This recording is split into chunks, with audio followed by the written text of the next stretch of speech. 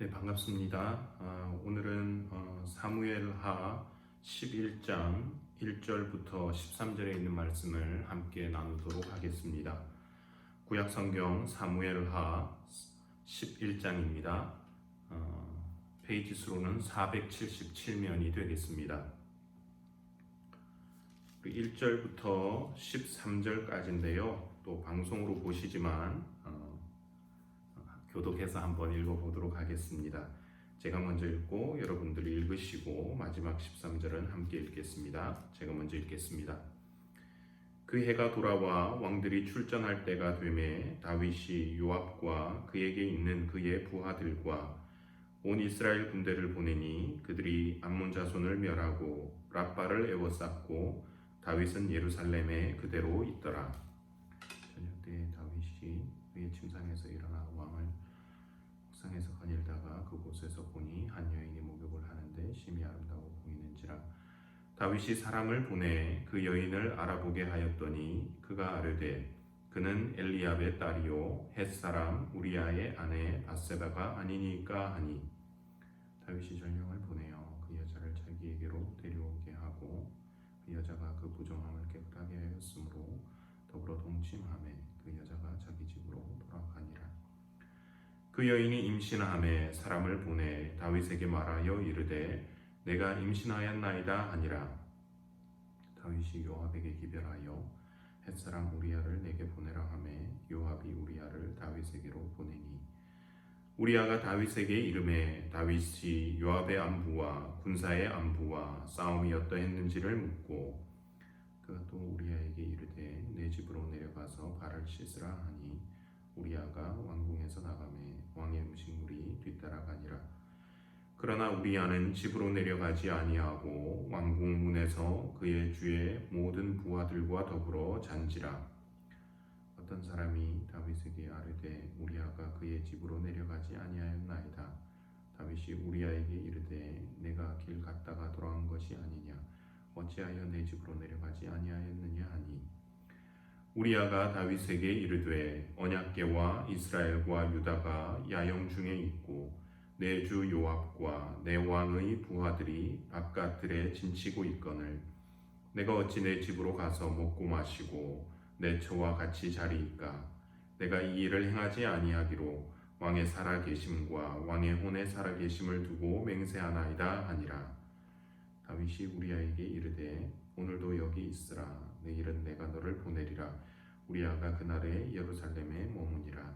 이튿날 함께 읽습니다. 다윗이 그를 불러서 그로 그 앞에서 먹고 마시고 취하게 하니 저녁 때에 그가 나가서 그의 주의 부하들과 더불어 침상에 눕고 그의 집으로 내려가지 아니하니라. 아멘. 여러분, 흑역사라고 하는 말이 있습니다.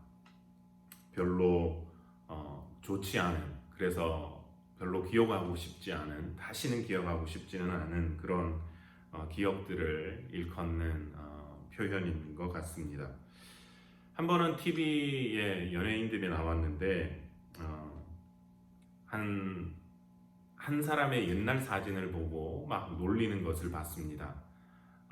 성형 전 사진이랑 지금 모습이랑 너무 많이 달라져서 많이 예뻐진 거죠. 그러면서 예전 모습을 가지고 이렇게 놀리는 걸 봤습니다. 그러니까 이제 그 사람이 자리에서 벌떡 일어나서 막 자기의 그 크게 인화해 놓은 사진을 부러뜨리고 구기고 숨기고 이렇게 부끄러워하는 모습을 봤습니다. 예전 모습을 보여주고 싶지 않았던 것이지요.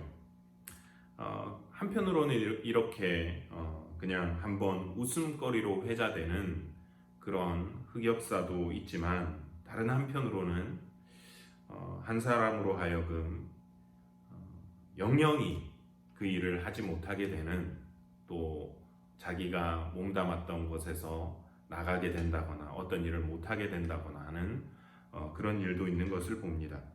단순한 이런 성형수술의 문제가 아니라 도박이나 마약이나 어떤 금전적인 문제나 그런 것이 있어서 징계를 받고, 뭐 연예인 같으면 연예 활동도 하지 못하고 다른 잡도 구할 수가 없고, 그렇게 해서 되돌아오지 못하는 것을 우리가 생활에서 보게 됩니다.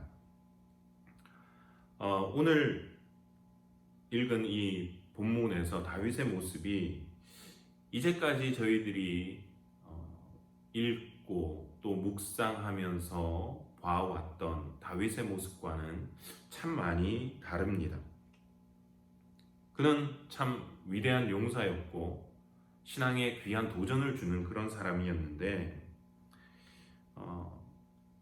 지난주만 보더라도 그렇잖아요. 자기가 왕위에 올라서 자기의 원수들을 다 이렇게 처리할 수 있는 그런 상황인데도 오히려 빨리 처리하라고, 누군가를 죽게 하더라도 하나도 이상하지 않는 그런 상황에서 오히려 은혜를 베풀고 은총을 베푸는 그런 모습이었습니다. 그런데 오늘 본문에 나온 다윗의 모습은 이랬던 그의 모습이 한순간의 유혹으로 말미암아 넘어져서 밧세바라고 하는 여인을 취하고 또 그 남편 우리아를 죽게 하는 그 모습을 오늘 11장 본문은 이야기를 하고 있습니다. 어쩌면 위대한 다윗의 일생에서 정말 지워버리고 싶지만 결코 지울 수 없는 흑역사의 모습이 아닌가 생각을 합니다. 우리는 이 다윗이 밧세바라고 하는 여인을 취하는 이 과정에서 그가 일련의 범죄들을 저지르고 있는 것을 보게 됩니다. 가장 먼저 눈에 띄는 것은 당연히 간음죄입니다. 4절 말씀을 한번 보시겠습니다. 다윗이 사람을 보내 그 여인을 알아보게 하였더니 그가 아뢰되 그는 엘리암의 딸이요 햇사람 우리아의 아내 밧세바가 아니니까 하니. 다음 절도 읽습니다. 다윗이 전령을 보내어 그 여자를 자기에게로 데려오게 하고 그 여자가 그 부정함을 깨끗하게 하였으므로 더불어 동침함에 그 여자가 자기 집으로 돌아가니라.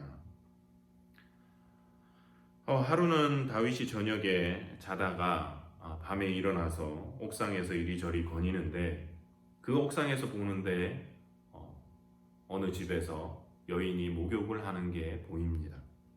근데 그 여인이 너무 아름다워 보이는 겁니다. 사람을 시켜서 알아보니까 자기의 부하입니다. 우리아라고. 지금은 요압과 함께 전쟁에 나가 있습니다. 그러자 다윗은 그가 한 일이 무엇이냐면 그 여인을 조용히 데려오게 하고 그 여인과 동침하고 그리고 그를 돌려보냈습니다. 아름다운 여인이 남자의 눈에 비춰지는 것, 그것 자체만 본다면 그것이 죄가 될 수 있겠습니까? 하지만 그것을 가지고 계속해서 바라고 그리고 자기 욕심을 채우기 위해서 뭔가 행동을 한다면 그것은 성경에서 말하는 죄가 되는 것입니다. 오늘 본문은 여지없이 무너진 다윗을 보여줍니다. 그가 밤중에 우연히 본 그 여인을 그가 생각하며 그리고 그 다음에는 그 여인이 누군지를 알아보게 했습니다. 남편은 우리야. 그는 자기를 위해서 지금 전쟁터에 나가 있습니다. 그러면 정말 그가 더 조심해야 되는데 오히려 그 남편이 전쟁에 나가 있다, 즉 집에 없다는 것을 기회로 여겼고 그러고는 사람을 보내서 그 여인을 데려오게 했고 간음을 범하는 죄에 이르게 되었습니다. 지난주까지 정말 완벽에 가까웠던 이 신앙의 위인이 왜 이렇게 되었을까? 다윗은 왜 이렇게 되어졌는가? 주 달려 죽은 십자가, 또 십자가 군병되어서 이런 등등의 많은 찬송을 지은 영국 찬송가의 아버지라고 불리는 아이작 와치라고 하는 분이 계십니다. 그분이 이런 말을 했다고 합니다. 사탄은 한가한 사람이 저지를 나쁜 짓을 항상 찾아낸다. 사탄은 한가한 사람이 저지를 수 있는 나쁜 짓을 찾아내서 결국은 그 일을 하게 만든다 하는 것이지요. 한가할 때 사람이 죄를 짓기 쉽다라고 하는 겁니다.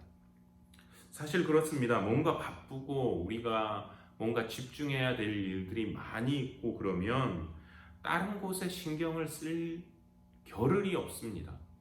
시간도 없고 힘도 없고 저녁에 집에 들어가면 그냥 쓰러져서 자기 바쁘죠.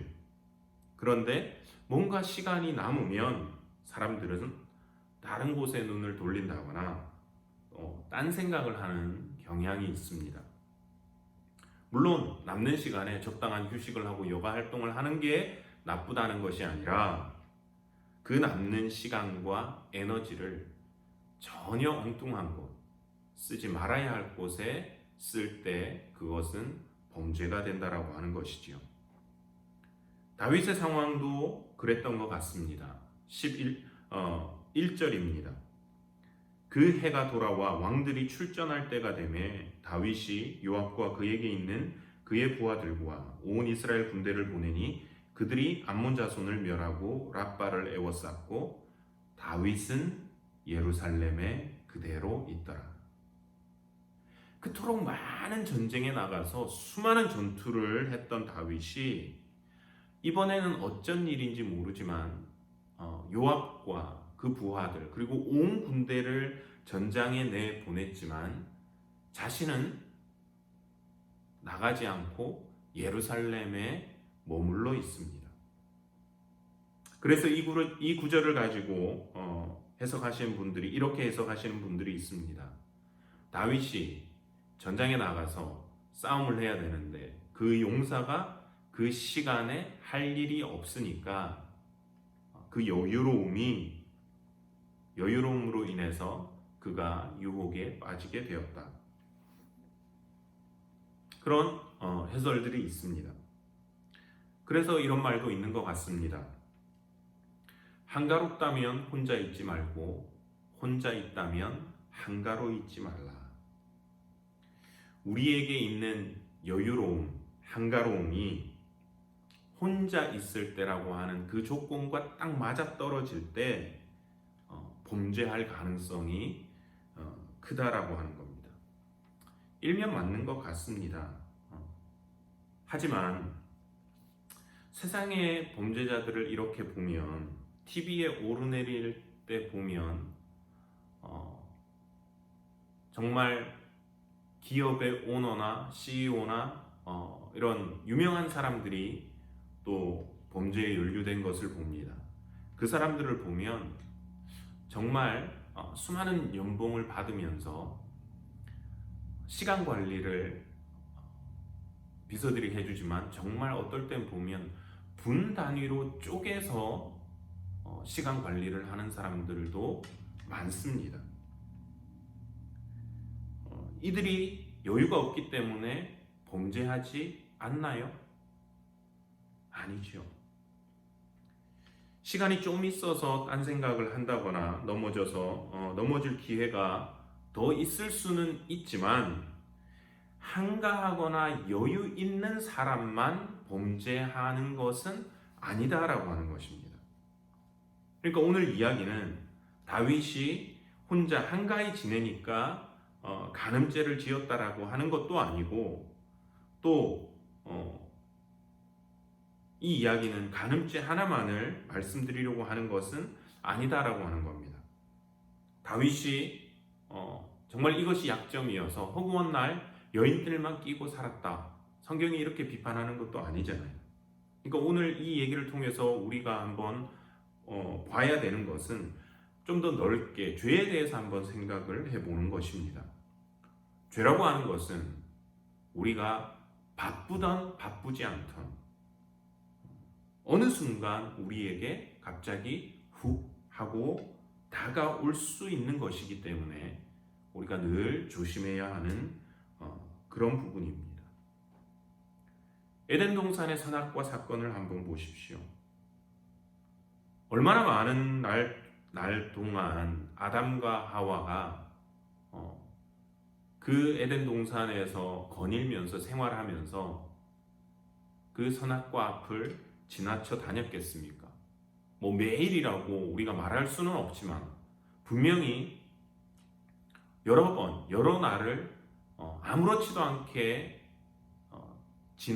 지나치고 그 앞에서 논일고 했을 것입니다. 보통은 별일 없이 지냈던 그런 선악과였지만 어느 날 사단이 와서 생각을 넣어주니까 어떻게 되어졌습니까? 그 열매가 먹음직스러워 보였고 보암직하였고 그리고 탐스럽게 보였던 것입니다. 그렇게 하면서 그들이 범죄함에 이르렀던 것입니다. 다윗 역시 마찬가지 거라고 생각합니다. 얼마나 많은 여인들이 그 궁 안에 있었겠습니까? 궁녀들이 많이 있었을 거잖아요. 곱고 젊고 예쁜 여인들로 치자면 분명히 많이 있었을 겁니다. 나중에 하나님께서 나단을 통해서 꾸짖으신 것도 이것이었잖아요. 너가 부족하다고 했으면 내가 더 줬을 것이라. 다윗은 그런 형편이었습니다. 그런데 그날 밤 다윗에게 누군가 영향을 미치고 어느 순간 훅 하고 들어오니까 그의 안목의 정욕에 그는 넘어지게 되었고 범죄까지 이르게 된 것을 봅니다. 이것을 통해서 우리가 새삼 깨닫는 것은 이것입니다. 죄는 바로 한순간이다라고 하는 겁니다. 그래서 사도 베드로는 이렇게 저희들에게 경고를 하고 있습니다. 베드로전서 5장 8절, 9절 상반절 보시면 이렇게 말씀합니다. 근신하라 깨어라 너희 대적 마귀가 우는 사자같이 두루 다니며 삼킬 자를 찾나니 너희는 믿음을 굳게 하여 그를 대적하라. 우리가 아무리 조심한다 할지라도 평상시에는 막 지난다 할지라도 사단은 어떻게 한다고요? 삼킬 오늘도 내일도 우리를 삼키기 위해서 돌아다니고 있다가 어느 순간 우리가 약할 때에 삼켜버리게 된다라고 하는 것입니다. 비슷한 상황에서 요셉을 본다면 그는 달랐습니다. 여주인이 아주 노골적으로 요셉을 유혹했을 때 요셉은 내가 어찌 이 큰 악을 행하여 하나님 앞에 범죄하리까 그가 입술로 말하고 또 옷을 버려두기까지 하면서 그는 하나님 앞에서 깨어 있으려고 했고 범죄하지 않으려고 했던 것을 봅니다. 다윗의 이렇게 어떻게 보면 참 허무하게 무너져 내리는 이 모습을 통해서 깨닫게 되는 하나의 포인트는 이것입니다. 모두가 조심하는 치열한 그 전투에서의 승리 못지않게 일상이라는 생활에서의 전투도 그곳에서의 전투도 중요하다라고 하는 것입니다. 워낙에는 언제 어디서 무엇을 통해서 우리를 넘어뜨리려고 하고 쓰러뜨리려고 하는 그 사단의 세력이 있다라고 하는 그 사실을 우리가 분명히 깨닫고 또 오늘 하루도 우리가 시험에 들지 않도록 깨어서 근신하고 믿음을 굳게 함으로 사단의 시험을 이기고 나갈 수 있는 저와 여러분들의 삶이 되기를 바라겠습니다. 두 번째 오늘 다윗이 보여주는 또 다른 잘못은 그가 자신의 죄를 덮기 위해서 계속 다른 죄, 더 큰 죄를 계속 이어서 지어간다라고 하는 것입니다. 어쩌면 이것이 바로 죄의 속성이기도 합니다. 죄는 그 자신을 감추기 위해서 또 다른 죄를 불러 일으킵니다. 지금 자신을 위해서, 어찌 보면 자신을 위해서 전쟁에 나가 있는 그 부하의 아내인 줄을 알았음에도 불구하고 이 밧세바를 취했던 다윗에게 정말 어쩌면 듣기 싫은, 그리고 염려했던 이야기가 전해집니다. 밧세바가 사람을 보내서 이야기를 합니다. 5절입니다. 그 여인이 임신함에 사람을 보내 다윗에게 말하여 이르되 내가 임신하였나이다 하니라. 하룻밤 동침을 했는데 이 여인이 임신을 했습니다. 이대로 가만히 있으면 자신이 한 일이 이제 만천하에 다 드러나게 되겠기에 다윗은 그 이야기를 듣자마자 재빠르게 행동을 했습니다. 그것은 바로 우리아에게 휴가를 주는 것이었습니다. 한국에서 남자들이 군 생활을 하는데 제일 바라는 것이 있습니다. 손꼽아서 기다리는 날. 물론 군복무를 마치고 제대하는 것이 가장 큰 것이지만 그 외에는 휴가를 제일 기다립니다. 부대 밖으로 나가서 가족들을 만나고 친구들을 만나고 맛있는 음식을 먹고 또 자유를 누리는 것, 그것을 참 제일 좋아라 합니다. 그래서 일주일이나 열흘이나 아니면 15일짜리 보상휴가를 받고 이렇게 하면 너무 좋아하지요.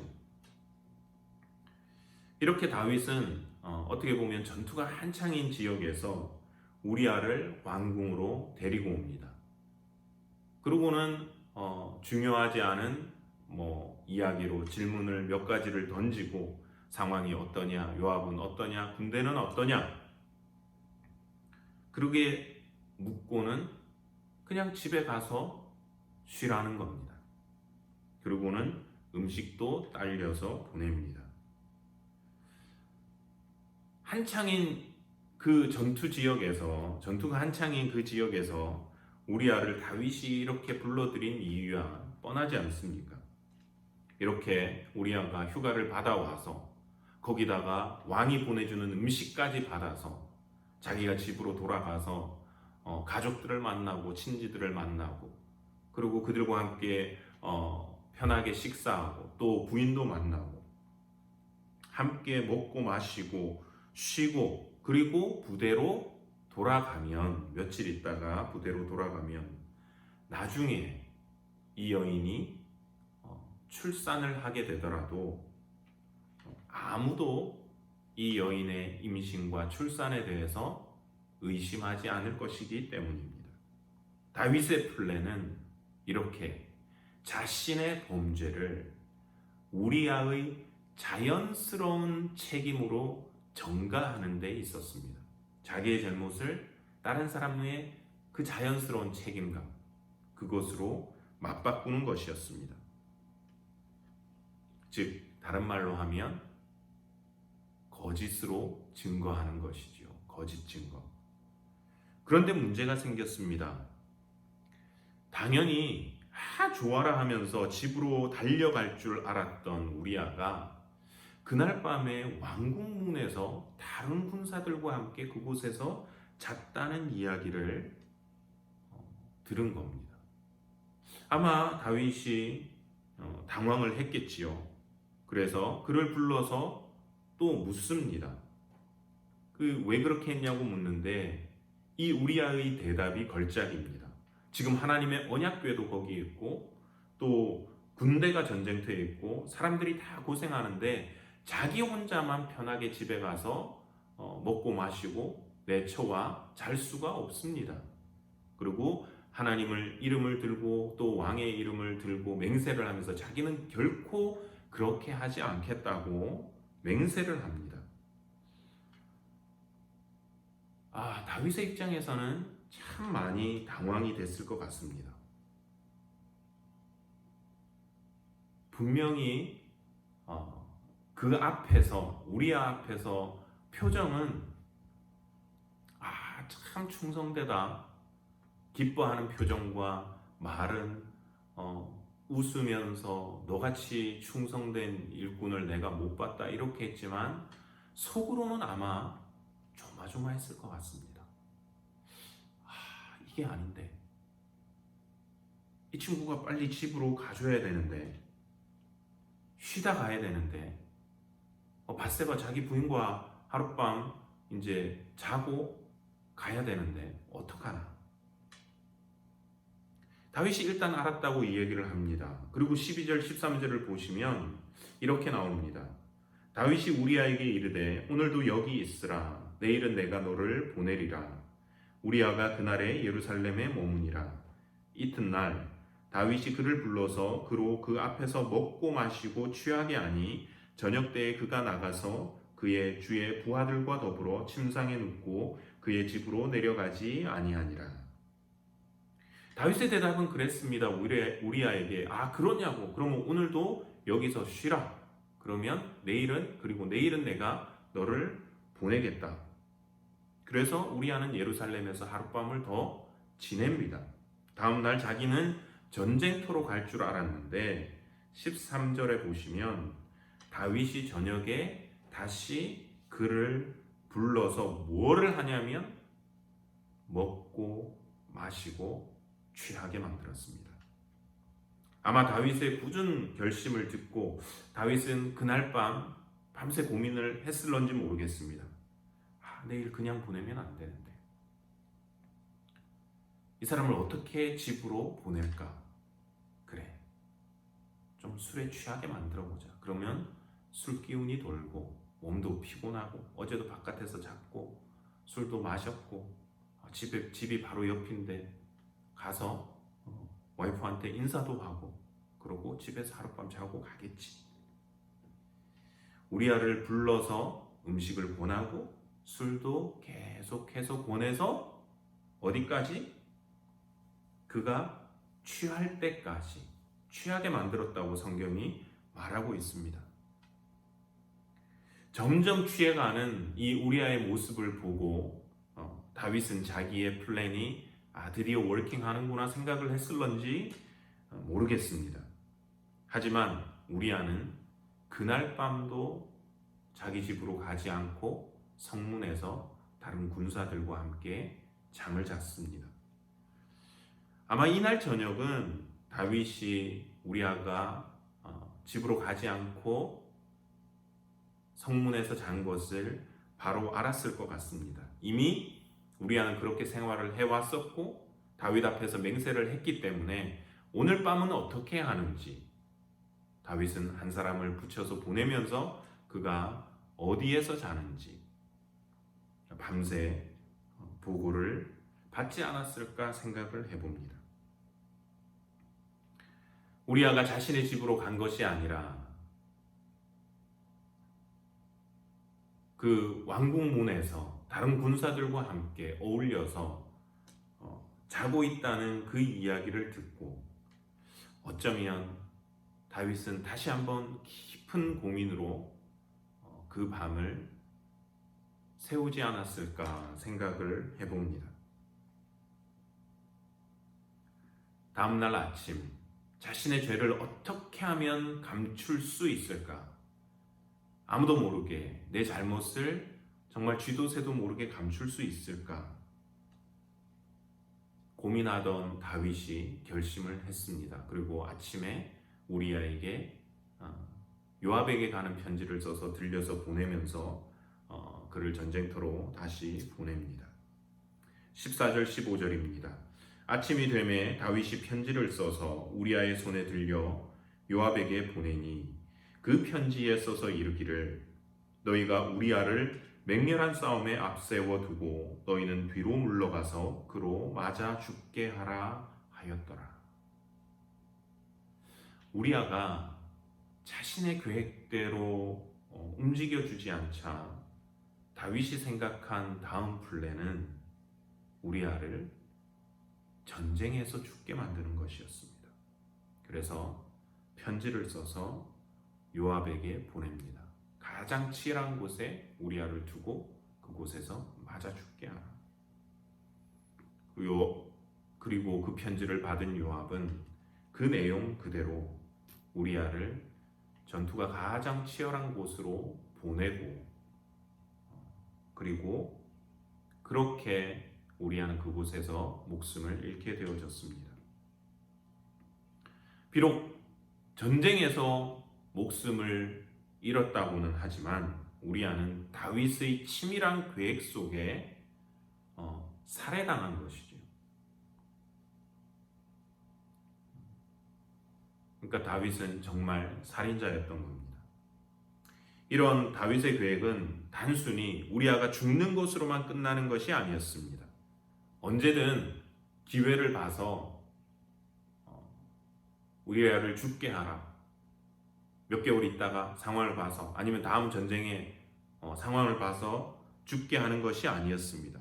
지금 우리아를 죽게 하라라고 하는 것입니다. 그리고 나서 보시면 우리아가 죽고 나서 무슨 일이 일어납니까? 다윗이 어떻게 합니까? 장례를 치르자마자 밧세바를 그가 데리고 와서 그 여인과 결혼을 합니다. 다윗이 밧세바와 무슨 세기의 사랑을 나누고, 그래서 그 여인을 차지하고 싶어가지고 안달이 나가지고 이 우리아를 죽인 게 아니잖아요. 이 아내를 나한테 넘겨라고 한 것도 아니고 뭘 한 것도 아니고. 왜 그랬을까? 왜 다윗은 그렇게 빨리 우리아가 며칠을 집에 더 있도록 하지 못하고 하루가 급하게 다시 전쟁터로 돌려보내가지고 바로 죽게 만들었을까?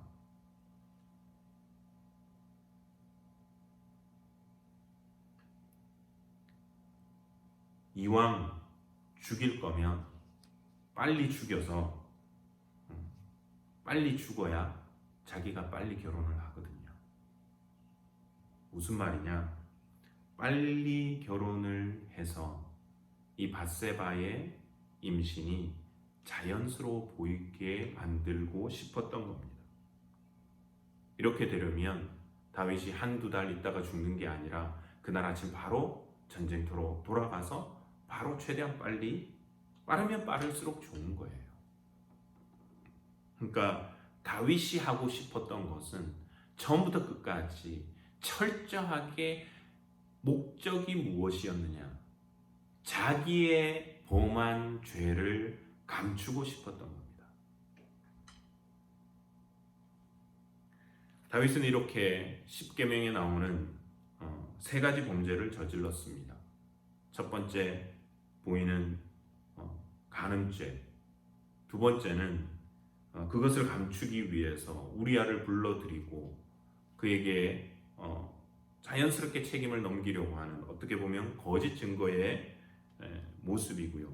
그것이 제대로 안 되니까 마지막에는 그 생명을 죽게 하는, 살인하는 그 자리에까지 이르게 되고 자기가 그 여인을 취하고 그 잘못을 덮으려고 했습니다.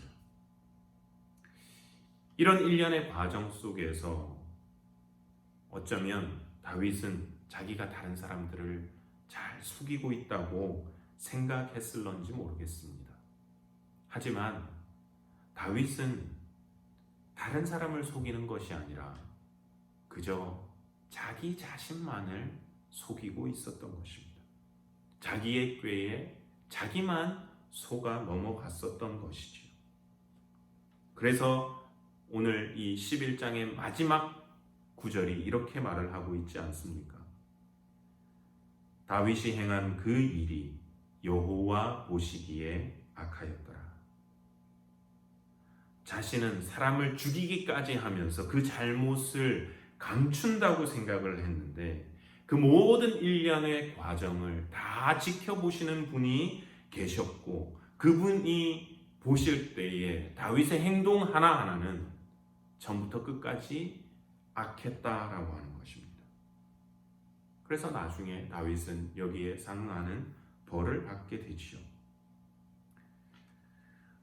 잠언 기자는 28장 13절에서 그래서 이렇게 교훈을 합니다.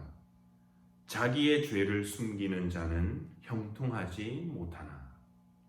자기의 죄를 숨기는 자는 형통하지 못한다. 우리가 이 세상을 살아갈 때 믿는 자로서 잊지 말아야 될 한 가지 사실이 있습니다. 그것은 우리의 삶, 우리의 행동 하나하나, 내 생각 한 가지 한 가지 모든 것을 다 보시고 아시는 분이 계신다라고 하는 것입니다. 이렇게 하면 내 목적, 내 의도를 모르겠지. 이렇게 말하면 눈치채지 못하겠지. 그런 상황에서 이렇게 하면 아무도 모르겠지. 누구를 통해서 하면 눈치채지 못하겠지. 그런 식으로 우리는 어쩌면 다른 사람을 속일 수 있을런지는 모르겠습니다. 세상이 그렇게 하니까요. 하지만 우리 아버지 되신 하나님을 우리는 그런 식으로 결코 속일 수 없음을 우리가 오늘 이 다윗의 이야기를 통해서 다시 한번 깨닫기를 원합니다. 그래서 우리가 하나님을 속이는 자가 아니라 하나님 앞에 정직하고 겸손하게 살아갈 수 있는 저와 여러분들의 삶이 되기를 소원합니다. 기도하시겠습니다. 하나님 아버지, 은혜를 감사드립니다. 오늘도 저희들에게 귀하고 복된 날을 허락하여 주시고 주의 앞으로 나와서 또 이 시간 말씀 듣게 하시니 감사합니다. 어쩌면 신앙의 영웅인 이 다윗의 진짜 흑역사를 저희가 오늘 봅니다. 그가 정말 한순간에 무너지는 이 모습을 통해서 사탄이 얼마나 우리를 넘어뜨리려 하는지, 또 우리는 얼마나 넘어지기가 쉬운지, 그래서 우리가 얼마나 깨어 있도록 노력해야 하는지 주님 다시 한번 깨닫습니다. 우리를 붙잡아 주시고 시험에 들지 않도록 깨어 있어 기도할 수 있는 저희들의 신앙이 될 수 있도록 은혜 내려 주시옵소서. 또한 다윗은 정말 치밀하게 자신의 잘못을 그 감추는 모습을 보여줍니다. 이것을 통해서 죄라고 하는 것이 얼마나 우리를 추하게 하는지를 다시 한번 돌아봅니다. 주님, 비록 우리가 사람은 속일 수 있을런지 몰라도 우리의 마음을 아시고 생각을 아시고 나의 행동을 아시고 나의 모든 것을 아시는 하나님을 결코 속일 수 없음을 다시 한번 깨닫게 하여 주시고 죄를 숨기는 것이 아니라 하나님 앞에 나와 자백하고 나갈 수 있는 우리의 심령이 될 수 있도록 오늘도 또 남은 한 주도 남은 여생도 주님께서 우리들을 붙잡아 주시옵기를 원하옵고 이 모든 말씀 우리 구주 예수 그리스도의 이름으로 기도드리옵나이다. 아멘. 네, 오늘도 감사드리고요. 또 우리 교회와 교역자들 또 성도님들을 위해서 기도해 주시고 또 코로나로 인해서 고통받는 모든 분들 이 모든 시간들이 빨리 지날 수 있도록 수요일이니까 또 한번 기도해 주시면 감사하겠습니다. 네, 감사합니다.